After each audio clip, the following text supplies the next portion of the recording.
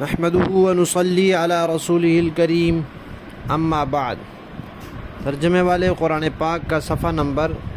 962، 26واں پارہ سورہ حجرات، پہلا رکوع، آیت نمبر 6 تا 8۔ اعوذ باللہ من الشیطان الرجیم، بسم اللہ الرحمن الرحیم۔ يا أيها الذين آمنوا إن جاءكم فاسق بنبأ فتبينوا أن تصيبوا قوما بجهالة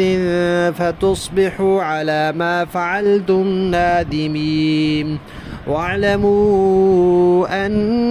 فيكم رسول الله لو يطيعكم في كثير من الأمر لعنتم ولكن الله حبب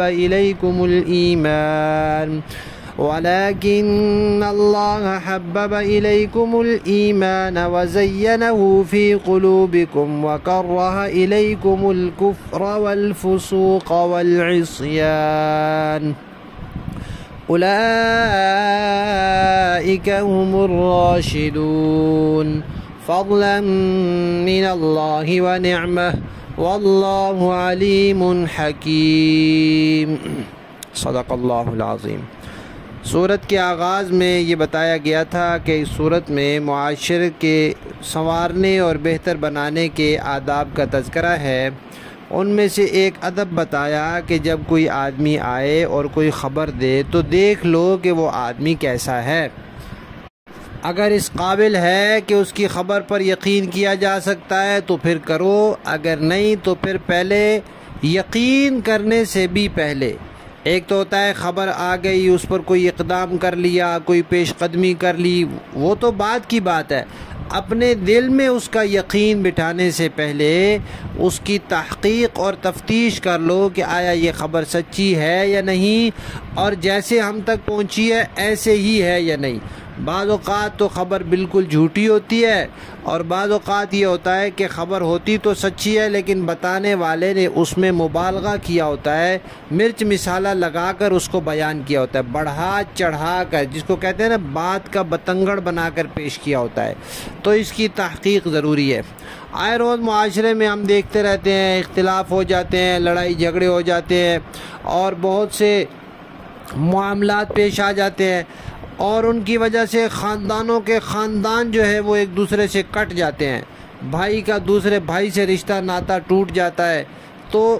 بہت سارے معاملات کی تحقیق کی جائے تو آخر جا کر نتیجہ یہ نکلتا ہے کہ کوئی غلط فہمی ہو گئی تھی یا کسی نے جھوٹی خبر دے دی تھی۔ تو اس کے لیے یہاں معاشرے کا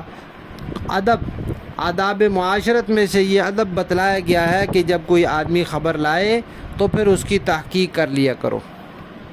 کہیں ایسا نہ ہو کہ اس کی خبر کی وجہ سے کوئی قدم اٹھا لو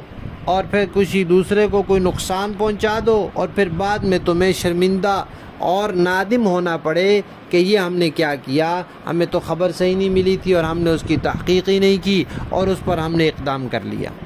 ایک تو یہ بات بتائی۔ پھر اگلا اصول یہ بیان کیا ہے کہ بھئی پیچھے کہا تھا کہ نبی سے آگے نہ بڑھو، پیش قدمی نہ کرو، لیکن اس کا یہ مطلب نہیں ہے کہ اگر وہ کوئی رائے طلب کریں تو تم رائے ہی نہ دو، بلکہ رائے دینا منع نہیں ہے۔ جب وہ کوئی مشورہ مانگے مشورہ دو، یا خود سے کوئی ذہن میں بات آئے تو مشورہ دو، لیکن اس پر اصرار نہ کرو، اور یہ ذہن میں نہ رکھو کہ بھئی وہ ہماری ہی بات مانے تو ہی فائدہ ہوگا، نہیں، بلکہ تمہارا کام تھا مشورہ دینا، تم نے دے دیا۔ اللہ نے نبی پاک صلی اللہ علیہ وسلم کو بھی فرمایا ہے کہ آپ صحابہ سے مشورہ کیجئے، اور بہت سے مواقع پر صحابہ نے مشورے دیے، اور کئی مواقع پر حضور نے ان مشوروں کو قبول بھی کیا۔ ہم خود پڑھ چکے ہیں کتابوں میں، ابھی سورہ فتح میں آیا ہے کہ حضور کی اہلیہ محترمہ نے مشورہ دیا تھا کہ آپ خود حلق کرا لیں اور اپنے قربانی کے جانور کو ذبح کریں تو سارے لوگ دیکھ کر عمل کرنے لگ جائیں گے، تو حضور نے اس مشورے پر عمل کیا۔ حضرت عمر رضی اللہ تعالیٰ عنہ کے کئی مشورے ہیں، حضور نے عمل کیا۔ تو مشورہ دینا منع نہیں ہے، لیکن اس مشورے پر اڑ جانا اور اصرار کرنا اور یہ دل میں رکھنا کہ یہی مانا جائے تو خیر ہوگی، یہ بات بری ہے۔ اس کے بارے میں فرمایا کہ جان لو کہ تمہارے اندر اللہ کے رسول ہے، اگر وہ اکثر باتوں میں تمہاری بات ماننے لگ جائیں نا تو پھر تم ہی مشکل میں پڑ جاؤ گے، اس لیے کہ اللہ تعالیٰ تو بہتر جانتے ہیں کہ کون سا کام کس حوالے سے کتنا کیا بہتر ہے، انسان تو اتنا نہیں جانتا۔ تو اس لیے نبی وحی الہی کی رہنمائی میں چلتے ہیں، تم اپنا مشورہ دے دیا کرو اور بس پھر اس کے بعد یہ دیکھا کرو کہ حکم کیا جاری ہوتا ہے، عمل اس پر کیا کرو۔ اگلی بات صحابہ کرام کے 3 فضائل بیان کیے۔ ایک تو فرمایا کہ اللہ تعالیٰ نے تمہارے دلوں میں ایمان کو کھبا دیا ہے، تمہارے دلوں میں ایمان گڑ گیا ہے، پیوست ہو گیا ہے دل کے اندر، اور جب ایمان دل میں پیوست ہو جائے تو پھر نہیں نکلتا۔ اس لیے صحابی کہتے ہی اس کو ہیں جو نبی پاک صلی اللہ علیہ وسلم کی مجلس میں ایمان کی حالت میں آئے ہوں اور پھر ایمان کے ساتھ دنیا سے گئے ہوں۔ جو دنیا سے گئے اور ایمان چھوڑ دیا یہ وہ لوگ تھے جن کے دل میں ایمان پیوست ہوا ہی نہیں، زبان سے کلمہ پڑھا، حضور دنیا سے گئے، کلمہ چھوڑ دیا، تو وہ صحابی کیا، وہ تو مسلمان ہی نہیں ہیں۔ تو ان کو یہ نہیں کہا جا سکتا نعوذ باللہ کہ کچھ صحابہ مرتد ہو گئے تھے، نہ، کچھ لوگ تھے جنہوں نے ایمان کا اظہار کیا تھا اور پھر گئے تھے۔ صحابی کی تعریف ان پر سچی آتی ہی نہیں۔ صحابہ تو وہ ہیں، اللہ فرما رہے ہیں ہم نے تمہارے دلوں میں ایمان پیوست کر دیا ہے۔ ایک تو یہ، دوسرا یہ کہ اچھا ایمان پیوست کر دیا ہے اور اس کو تمہارے دلوں میں مزین کر دیا کہ ان کو پسند آیا ایمان، ان کی پسندیدہ ترین چیز ہو گئی ہے۔ اور دوسرا انعام کیا کہ کفر اور فسوق اور عصیان، ان چیزوں کی برائی اور ناپسندیدگی تمہارے دلوں میں ڈال دی ہے۔ جیسے طبعی اور فطری طور پر انسان گندگی کو اور بری چیزوں کو، ناپاک چیزوں کو پسند نہیں کرتا، ایسے ہی کفر اور فسق اور نافرمانی یہ صحابہ کرام کے دل میں ان کی کراہت اور ناپسندیدگی تھی۔ تیسرا یہ کہ اللہ کے فضل سے صحابہ کرام سارے کے سارے کیا ہیں، راشد ہیں، راہ راست پر ہیں، صحیح طریقے پر ہیں۔ تو یہ یاد رکھنا چاہیے کہ نبی پاک صلی اللہ علیہ وسلم کے جتنے بھی صحابہ ہیں ہر صحابی راشد ہیں، صحیح راستے پر ہیں، بالکل ٹھیک راستے پر ہیں۔ وصف صحابیت میں ہر صحابی راشد ہیں، اور 4 صحابہ ایسے ہیں جو خلفائے راشدین ہیں، وہ اپنے وصف صحابیت میں بھی راشد ہیں اور وصف خلافت میں بھی راشد ہیں۔ اور آخری آیت میں یہ فرمایا کہ یہ سب اللہ کا فضل ہے اور اللہ کی نعمت ہے، اور اللہ ہی خوب جاننے والے اور حکمت والے ہیں کہ اس نعمت کا حقدار کس کو، جو تھے انہی کو اللہ تعالیٰ نے یہ نعمت عطا فرمائی ہے۔ اب یہ جو آیت ہے پہلی، اس کے شان نزول میں ایک قصہ لکھا ہے۔ اگرچہ حکم تو عام ہے کہ عام طور پر یہ حکم دیا گیا کہ جب بھی کوئی آدمی خبر لے کر آئے تو دیکھ لو کہ وہ آدمی کیسا ہے، اگر خبر اس کی پورے یقین والی ہے تو قبول کرو، نہیں تو تحقیق کرو۔ واقعہ یہ لکھا ہے کہ ایک بنو مستلق کے لوگ جو ہیں وہ ہوئے مسلمان، تو ان کے جو سردار تھے انہوں نے کہا جی کہ میں جا کر اپنی قوم کو تعلیمات سکھلاؤں گا، تو پھر زکوٰۃ کا بھی حکم ہے تو ہم زکوٰۃ جمع کر لیں گے، آپ فلاں تاریخ کو اپنا کوئی نمائندہ بھیج دیں، ہم زکوٰۃ کے مال ان کے حوالے کر دیں گے۔ تو نبی پاک صلی اللہ علیہ وسلم نے ایک نوجوان صحابی جو حساب کتاب کے ماہر تھے، حضرت ولید بن عقبہ رضی اللہ تعالیٰ عنہ، ان کو بھیجا، وہ تشریف لے گئے۔ اب اتفاق کی بات یہ کہ اس قبیلے کے اور ان کے درمیان اسلام لانے سے پہلے آپس میں مخالفت رہ چکی تھی، دشمنی تھی، لیکن اسلام لانے کے بعد تو وہ ختم ہو گئی۔ اب یہ یہاں سے روانہ ہوئے، ادھر قبیلے والوں نے کہا کہ آج حضور کے وفد نے آنا ہے، حضور کے نمائندے نے آنا ہے، تو ہم ان کے استقبال کے لیے چلے، اللہ کے نبی کا نمائندہ پہلی دفعہ آ رہا ہے، سبحان اللہ۔ تو سارے رسول اللہ کے نمائندے کے استقبال میں اپنی آبادی سے، شہر سے باہر نکلے۔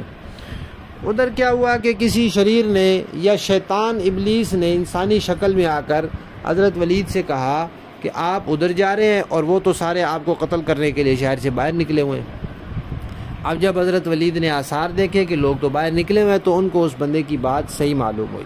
اب ضرورت تھی اس کی تحقیق کرنے کی کہ اب اس کی تحقیق کیسے کی جائے۔ تو ایک اکیلا آدمی تو تحقیق نہیں کر سکتا، جو حاکم وقت ہوتا ہے، سردار ہوتا ہے، وہ صحیح تحقیق کر سکتا ہے۔ تو وہ تشریف لے آئے، واپس آ گئے اور نبی پاک صلی اللہ علیہ وسلم سے عرض کیا کہ اس طرح مجھے بات پہنچی ہے کہ وہ لوگ جو ہیں وہ مجھے قتل کرنا چاہتے ہیں، کیونکہ جاہلیت میں ہماری دشمنی تھی، تو اس کی تحقیق ہونی چاہیے۔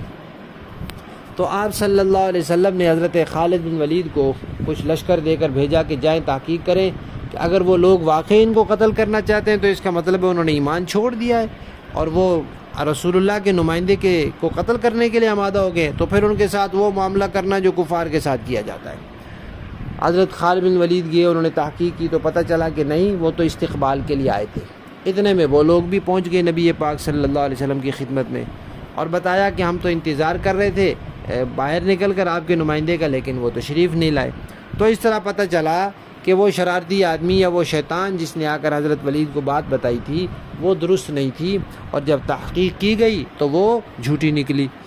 اور اس تحقیق کا ہی یہاں حکم دیا ہے کہ تحقیق کی جائے۔ اگر یہ تحقیق نہ کی جاتی اور ان پر حملہ کر دیا جاتا اور بعد میں پتہ چلتا تو کتنی شرمندگی اور ندامت ہوتی۔ بہرحال یہاں اس آدمی کے لیے فاسق کا لفظ بولا گیا ہے، اور اس سے مراد وہ شریر آدمی یا وہ شیطان ہے جس نے آ کر حضرت ولید کو اس طرح کی خبر دی تھی کہ وہ لوگ آپ کو قتل کرنا چاہتے ہیں، اور وہ خلاف واقعہ تھی۔ لفظی معنی دیکھیے، یا ایھا الذین آمنوا، اے ایمان والو، ان جاءکم، اگر آئے تمہارے پاس، فاسقن، کوئی فاسق، بنبأ،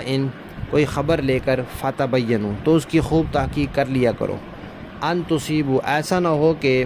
تم نقصان پہنچا دو، قوماً، کسی قوم کو، بجہالۃ، لا علمی میں، فتصبحوا، پھر ہو جاؤ تم، علی ما، اوپر اس کام کے، فعلتم، جو تم نے کیا ہو، نادمین، نادم اور شرمندہ۔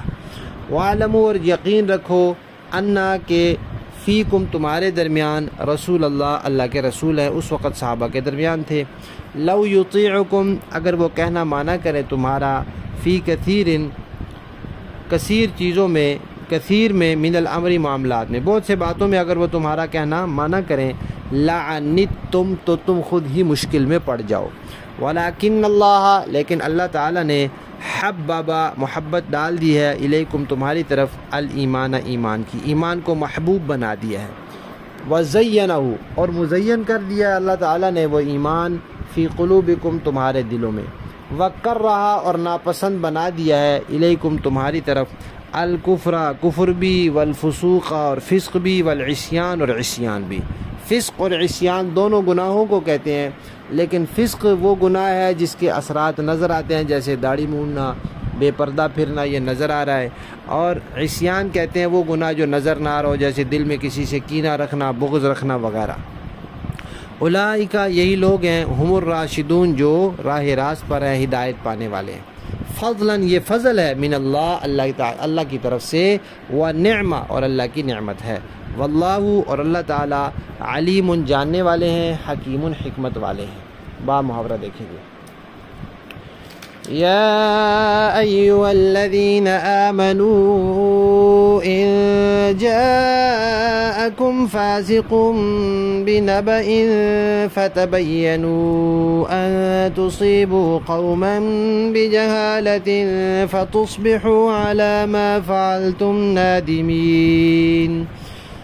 اے ایمان والو، اگر کوئی فاسق تمہارے پاس کوئی خبر لے کر آئے تو اچھی طرح تحقیق کر لیا کرو، کہیں ایسا نہ ہو کہ تم نادانی سے کچھ لوگوں کو نقصان پہنچا بیٹھو اور پھر اپنے کیے پر پچھتاؤ۔ وَاعْلَمُوا أَنَّ فِيكُمْ رَسُولَ اللَّهِ لَوْ يُطِيعُكُمْ فِي كَثِيرٍ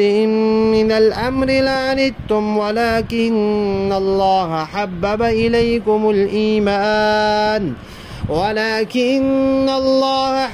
إِلَيْكُمُ الْإِيمَانَ وَزَيَّنَهُ فِي قُلُوبِكُمْ وَكَرَّهَ إِلَيْكُمُ الْكُفْرَ وَالْفُسُوقَ وَالْعِصْيَانَ